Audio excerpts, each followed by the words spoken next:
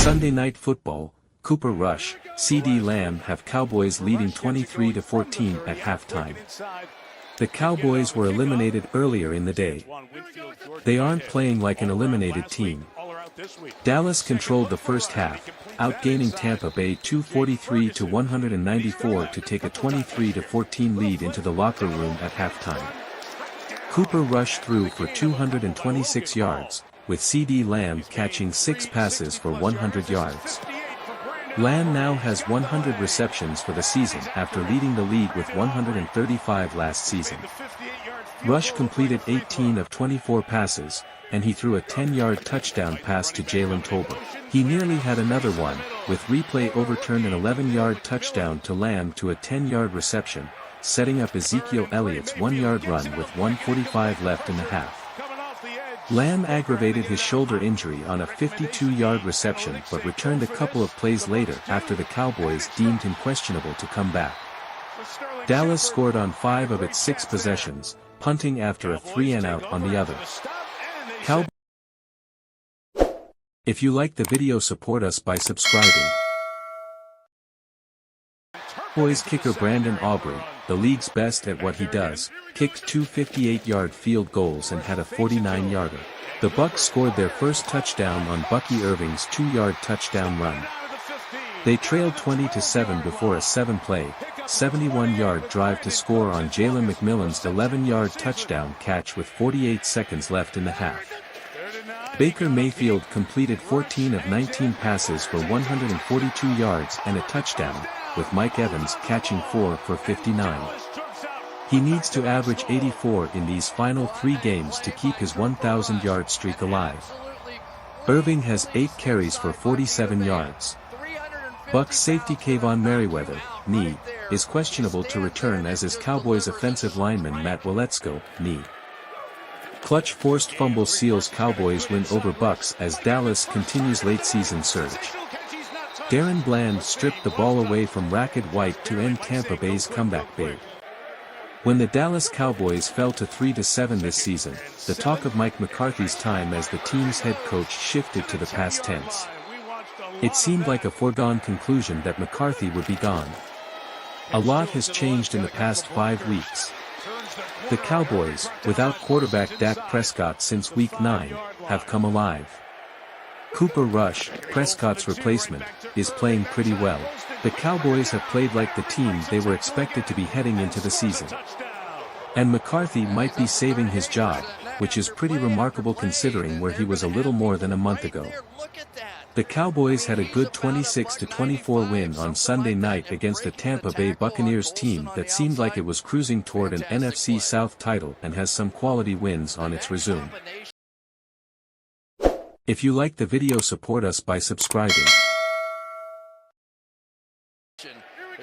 Dallas outplayed Tampa Bay for most of the game and then held on late when the Bucs rallied. Dallas cornerback Darren Bland stole the ball from Buccaneers running back Rackett White right before White was down, and the fumble with 1:26 left sealed the Cowboys' win. The Cowboys improved to 7-8 with the win, which isn't great but a lot better than they were in late November. The Cowboys were officially eliminated from playoff contention on Sunday, before their game ever kicked off. That's ironic considering they're finally looking like a playoff team. Cowboys have a strong outing. If the Cowboys decide to extend McCarthy, it won't be a popular decision. The Cowboys fan base is reactionary and has wanted McCarthy out after every playoff disappointment.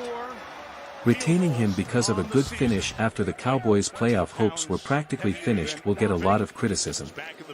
But Cowboys owner Jerry Jones has supported McCarthy publicly lately, and the win over the Buccaneers won't slow him down. McCarthy is in an unusual position because his contract will expire after the season. It's not a matter of the Cowboys not firing him, they would need to sign him to a new contract and McCarthy would have to want to return as well, but he has put himself in position for that to be a possibility. When the Cowboys were 3-7 and seemingly heading toward at least 11 or 12 losses, it would have been outlandish to even entertain that possibility. Jones has resisted the urge to give in to overreaction when it comes to McCarthy and might do so again. McCarthy is 49-33 as Cowboys coach. He also has a career winning percentage above 60 with a Super Bowl ring when he was with the Packers. For all of the grief McCarthy gets, his record is pretty strong. And the Cowboys playing well lately looks good on him. The Cowboys' resurgence has happened due to a defense that improved greatly when Micah Parsons returned from injury, and the solid play of Rush. Rush had 226 yards and a touchdown in the first half against the Buccaneers. Dallas scored the first 10 points of the game and led 23-14 at halftime. Neither offense was as explosive in the second half. But the Cowboys held a comfortable lead, at least until the final minutes. Buccaneers fall back into tie with Atlanta. Trailing by 9 points, Mayfield led a quick scoring drive, getting 87 yards in a little more than 2 minutes. He hit Ryan Miller for a 13-yard touchdown, and there was plenty of time for the Buccaneers to get a stop and get the ball back, trailing 26-24. The Buccaneers got a 3-and-out. The Cowboys punted and the Buccaneers took over at their own 26-yard line, with 1:40 remaining in the game needing a field goal to win.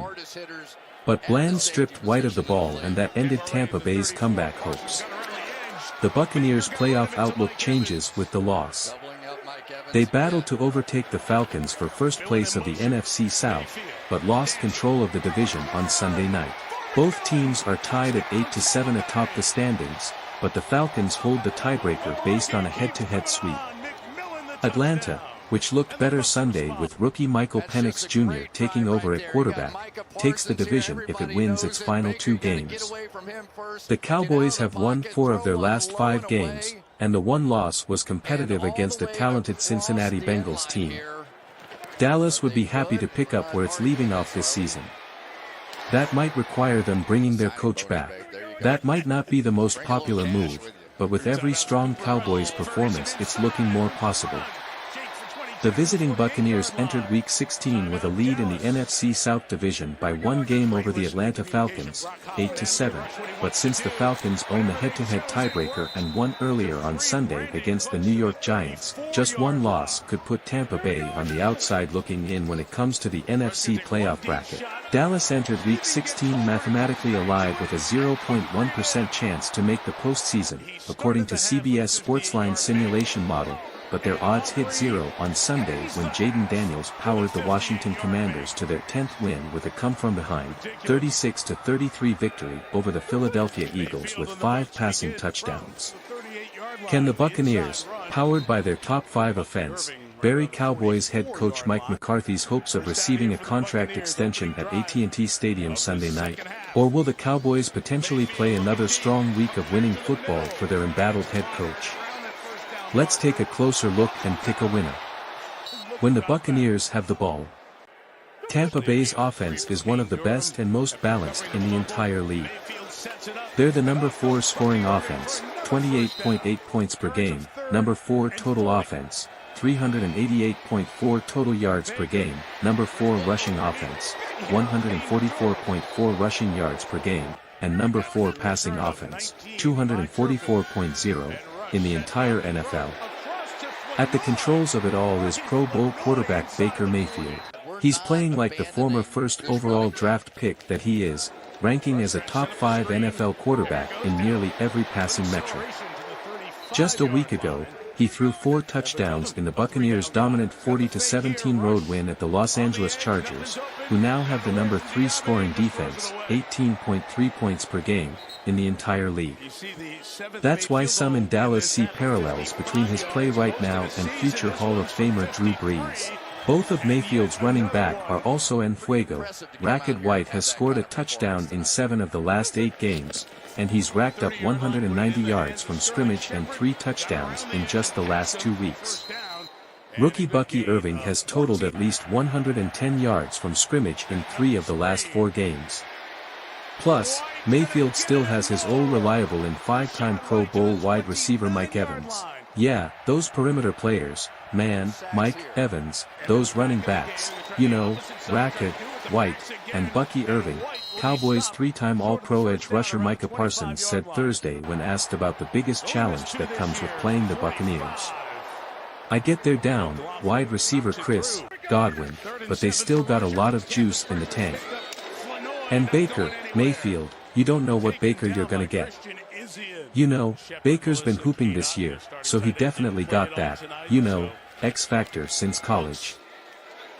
Like it could be the Baker that wipes you off the map by 30, and so he's definitely a great challenge. I'm excited for the matchup. This is my first time playing him, and I know he's always juiced up, so it's going to be a great match. Parsons versus Mayfield certainly is a pull-out-your-popcorn type of showdown. Since Parsons' Week 10 return from the high ankle sprain he suffered in Week 4 at the New York Giants that sidelined him for 4 games, he's roared back as the NFL's best pass rusher. He led the NFL in sacks, 7.5, quarterback pressures, 39, and quarterback pressure rate, 19.5%, minimum 150 pass rush snaps, entering Week 16. Man, for me it's just being resilient and proving people wrong, Parsons said of his post-injury production. I carry that chip on me because I still feel like I'm still trying to prove myself in this league. And I feel like I'll never lose that chip. Like I'm hungry for so much more than just being back.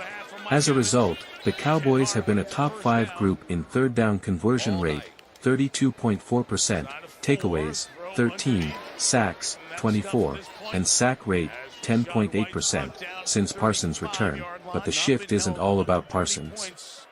The rest of the Dallas defense finally feels fully acclimated to new defensive coordinator Mike Zimmer's scheme after the last 3 seasons of operating in Dan Quinn's playbook before he departed to be the head coach of the Washington Commanders. Overall, it's more so as a unit we're more locked in. More comfortability in the scheme, Cowboys defensive lineman Chauncey Golston said Wednesday.